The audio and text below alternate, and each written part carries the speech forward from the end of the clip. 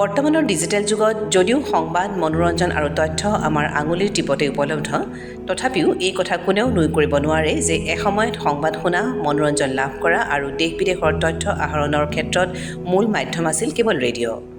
ভাৰতত সংগঠিত ৰেডিঅ' সম্প্ৰচাৰৰ আৰম্ভণি ব্ৰিটিছ শাসনকালত 1920ৰ দশকত হৈছিল।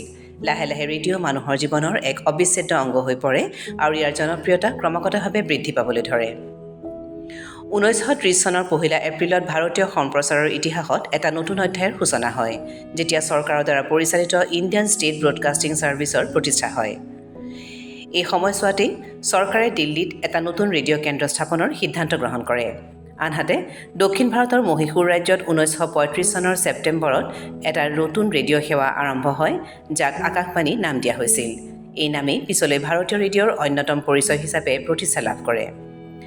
এই সময়তে ভাৰতৰ সম্প্ৰচাৰ ব্যৱস্থাক এটা নতুন দিশ প্ৰদানৰ প্ৰচেষ্টা চলি আছিল।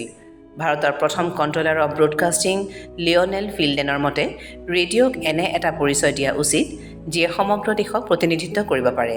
তেওঁৰ প্ৰচেষ্টাৰ ফলস্বৰূপে 1936 চনৰ 8 জুনত ইণ্ডিয়ান ষ্টেট ব্ৰডকাষ্টিং ছাৰ্ভিচৰ নাম সলনি কৰি অল ইণ্ডিয়া ৰেডিঅ' ৰখা হয়। পৰৱৰ্তী দশকসমূহত অল ইণ্ডিয়া ৰেডিঅ'ই তথ্য প্ৰচাৰ, শিক্ষা, সংস্কৃতি আৰু জনসচেতনতা বৃদ্ধিৰ ক্ষেত্ৰত গুৰুত্বপূৰ্ণ ভূমিকা পালন কৰি আহিছে।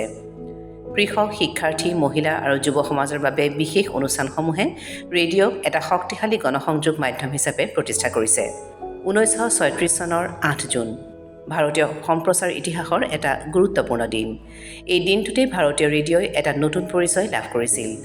ই এনে এক পৰিচয় যি আজিও দেশৰ কণ্ঠস্বৰ হিচাপে অনুৰণিত হৈ আহিছে।